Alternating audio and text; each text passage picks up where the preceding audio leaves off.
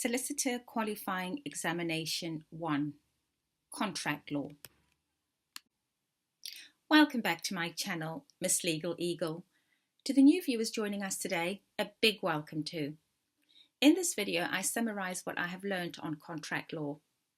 This is a study or revision guide to help other students like myself on the SQE study journey.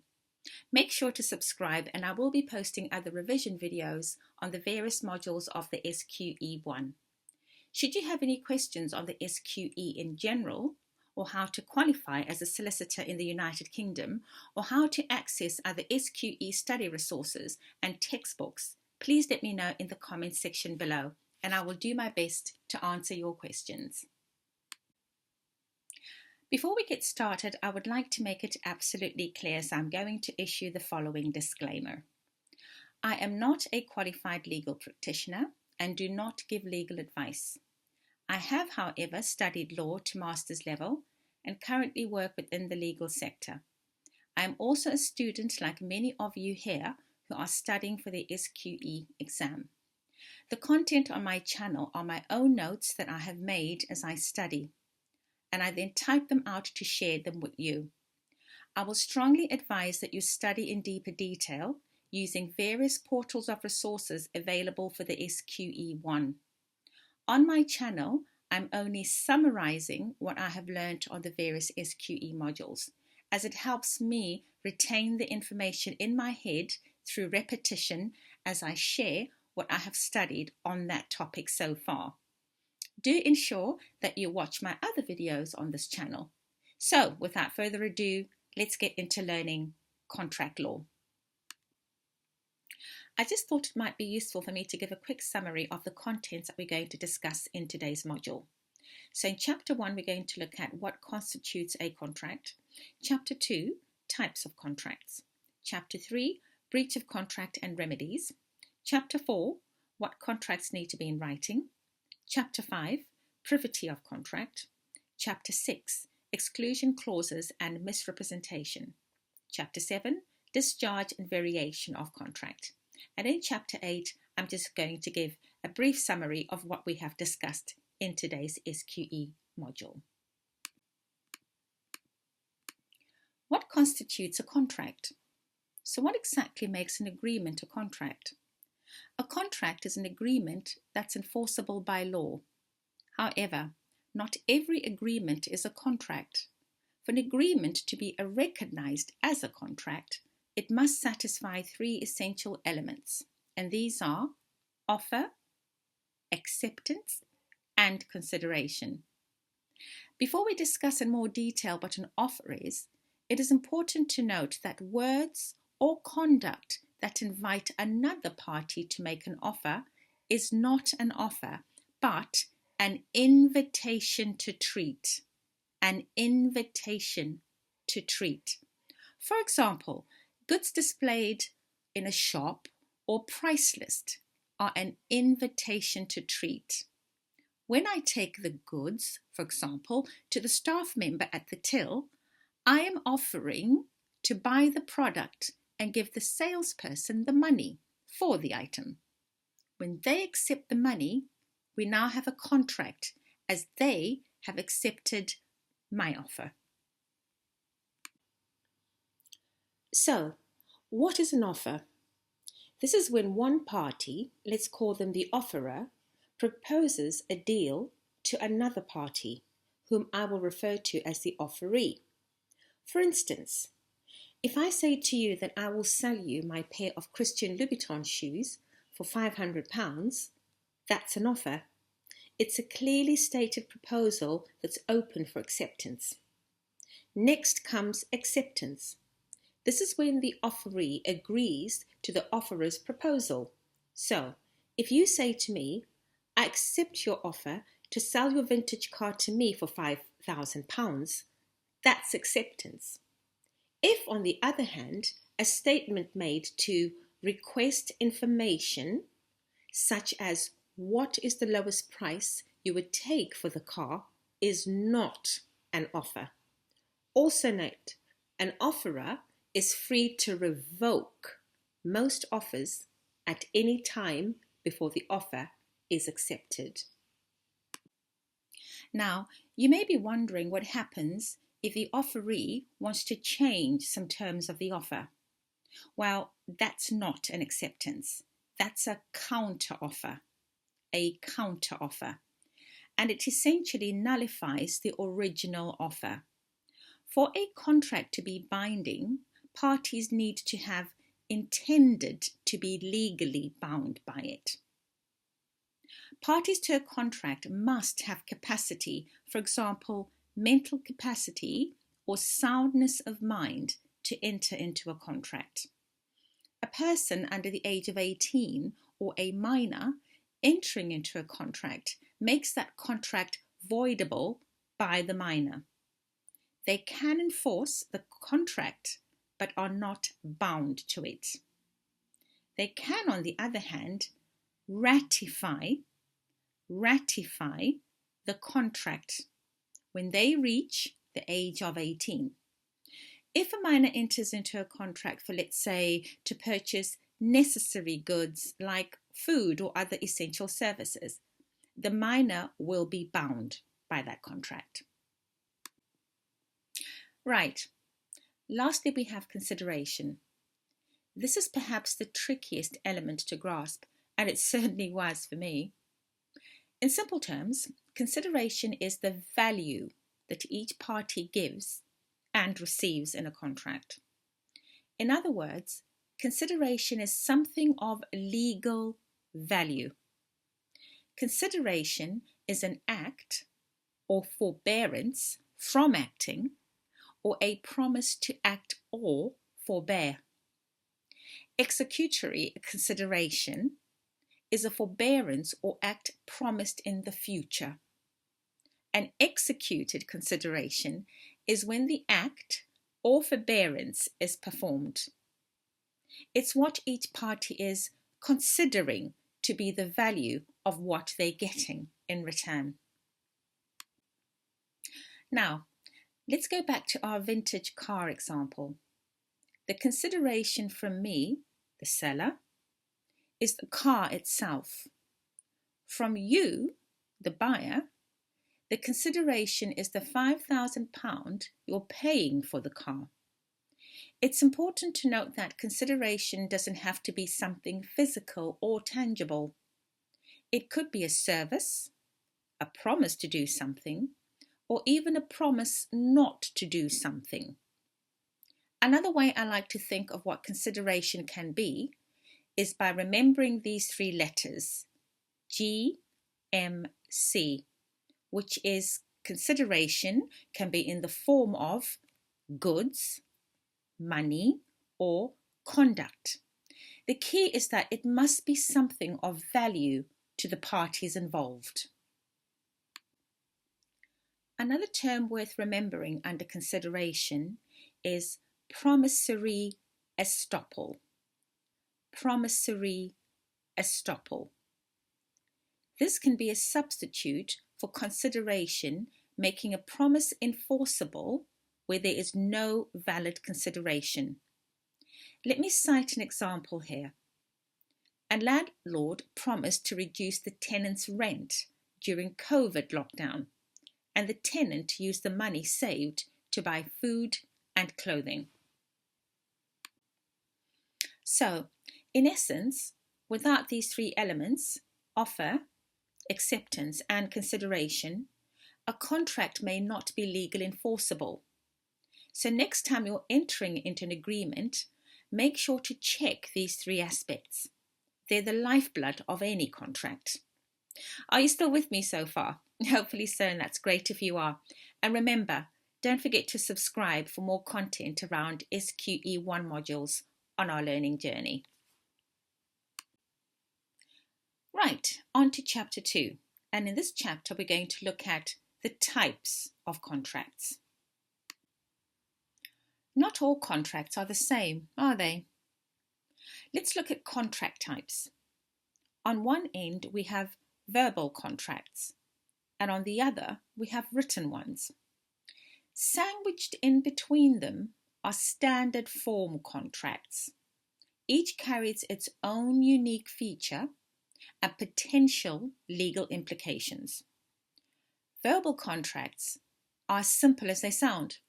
Two parties agree on terms and conditions, rather than putting them in writing, they use spoken words.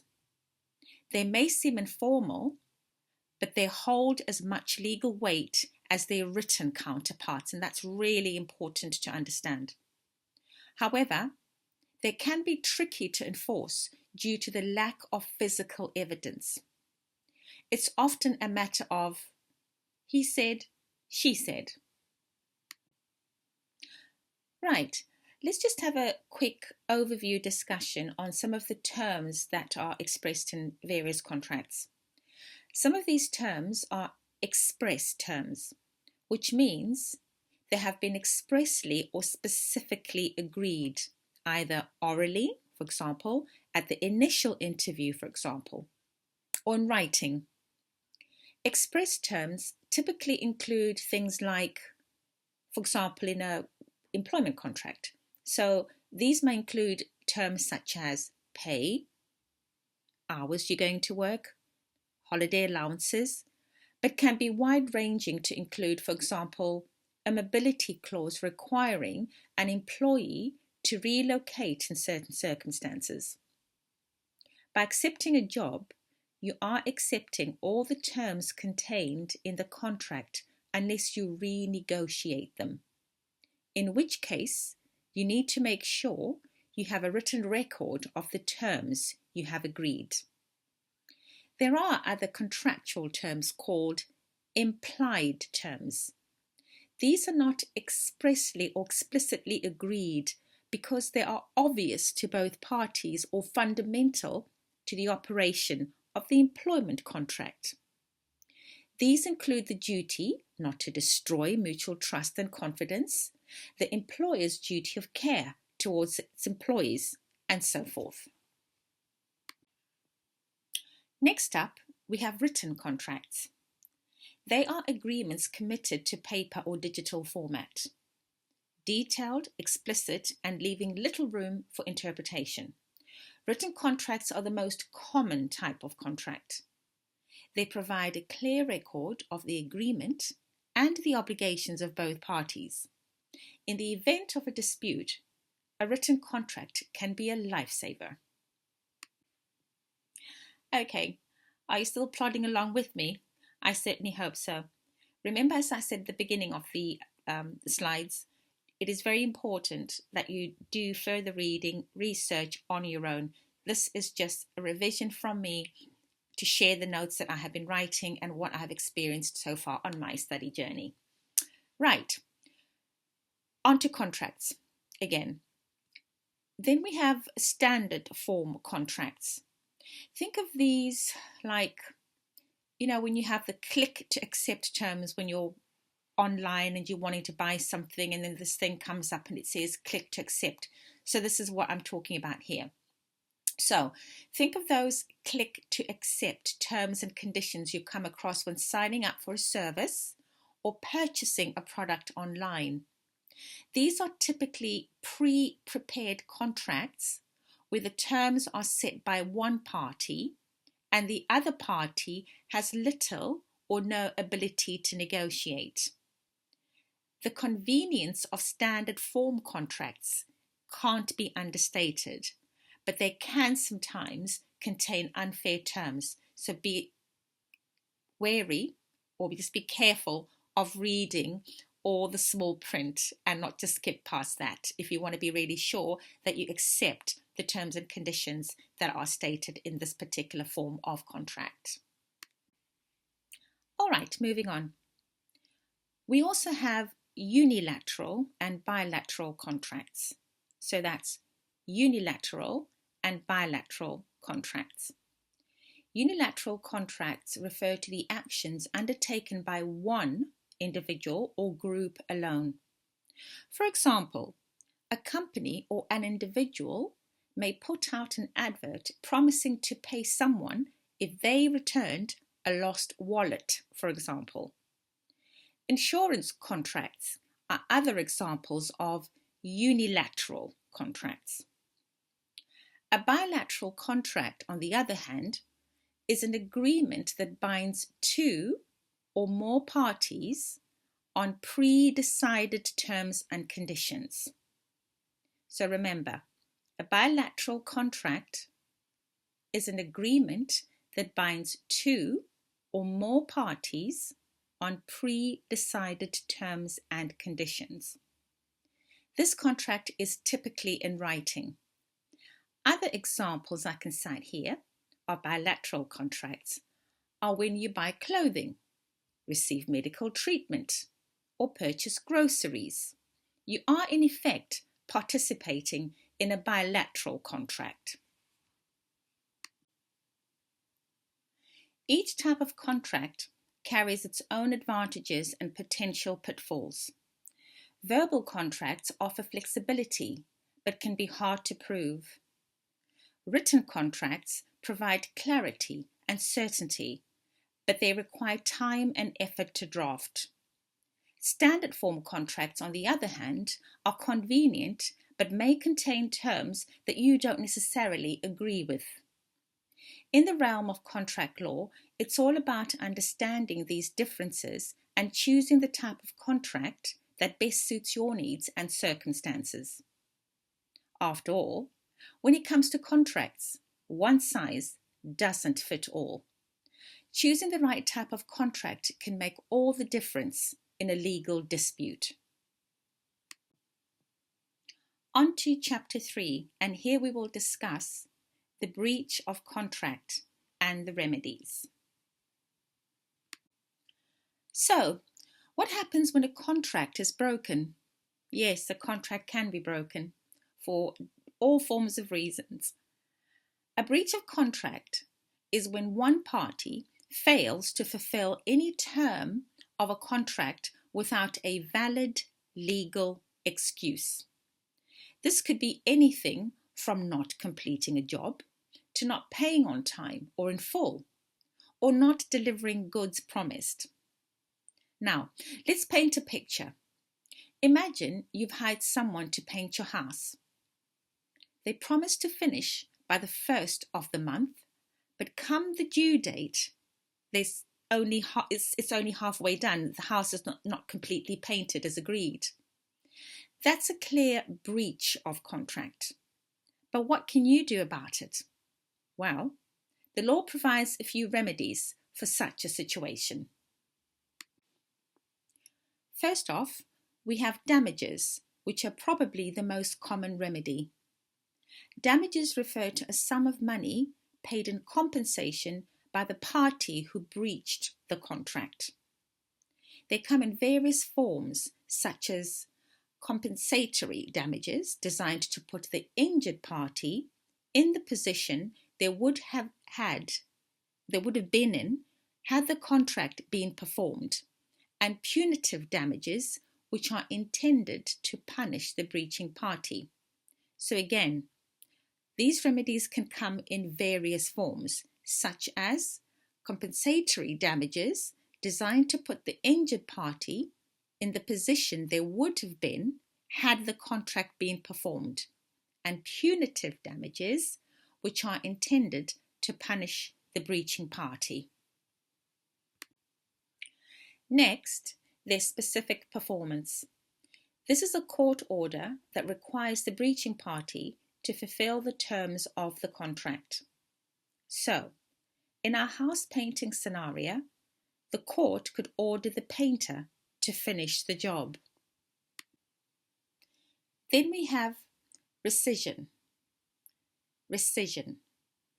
This is when the contract is cancelled and both parties put back in the positions they were in before they entered the contract. Think of it like a contract reset button. Lastly, we have reformation. Reformation.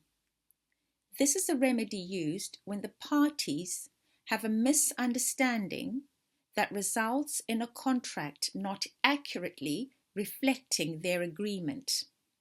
The court can rewrite the contract to reflect what the parties originally intended. So thank you everyone for having joined me on this study module today. Just to finalize, I'm going to go over some keywords that I think are important for us to remember. So, representation. Representation is a statement that induces a party to enter into a contract. Term. A term. It's a statement which is part of a contract that is law or fact. If a term is breached, the party suffering the detriment can terminate the contract and sue for damages. Condition. Condition. Fundamental element or backbone of a contract that when breached, the contract cannot work without it. Warranty. Warranty. This is an assurance or promise in a contract, and its breach can give rise to a claim for damages. Innominate. Innominate. Term. This is when the contract is not clear if a term is a condition or a term is a warranty. These remedies aren't one size fits all, and the courts consider several factors before deciding what's appropriate. So knowing the consequences of a breach can help you protect your interests in a contract. Remember, when it comes to contracts, it pays to not only know your rights, but also your remedies. Chapter 4. Here we're going to summarize what contracts need to be in writing. Contracts that need to be in writing are: contract entered for the sale of land and conveyance of land must be by deed. A guarantee. Consumer credit transactions. If a promise has been made to give a gift, for example, gifting something to someone without giver receiving any consideration, is enforceable if it is made by deed. Claims under contracts. For a simple contract, a claim must be brought within a 6-year period. I'll repeat that. For a simple contract, a claim must be brought within a 6-year period. A claim made under a contract of deed must be brought within a 2-year period. Chapter 7. Privity of contract. The doctrine of privity of contract prevents people who are not a party to a contract from enforcing a contract or being obligated under such a contract. So an example that just sort of quickly comes to my mind would be, for example, if my husband had got into a contract or is bound by a certain contract and there are some benefits to that contract perhaps, or some obligations to that contract, I, as his wife, do not have that privy of contract for me to get involved in the contract that he signed solely on his own, if that makes any sense. So I'm a third party in this situation, and if I've not been explicitly involved in the contract, or if there has been no clause in that contract that says that as a third party I can enforce that contract or be obligated under that contract, then there's nothing I can really get involved with that particular contract, if that makes sense. So it is important to remember that under the Contracts Rights of Third Parties Act of 1999, a third party can enforce a term of a contract. That is, if the contract expressly states that the third party can enforce the term, or the contract provides a benefit to the third party. These are just a couple of examples that I'm giving you. Read further into the act I've referred to above to learn much more. Chapter 8. Exclusion clauses and misrepresentation. Exclusion clauses aims or attempts to exclude or limit the liability of a party under a contract. This clause may be expressly incorporated into a signed contract. Misrepresentation is where there is a false statement of fact or law made by one party to another with the intention to induce them to enter into a contract. On the other hand, if the other party did not believe or care about the misrepresentation, it isn't actionable. There are 3 types of misrepresentation that I'm going to discuss now. I will now discuss what some of these misrepresentation may look like. So firstly, we've got fraudulent. Fraudulent. This is a false statement made knowingly or recklessly. Innocent. Innocent. A false statement made without fault. Negligent. Negligent.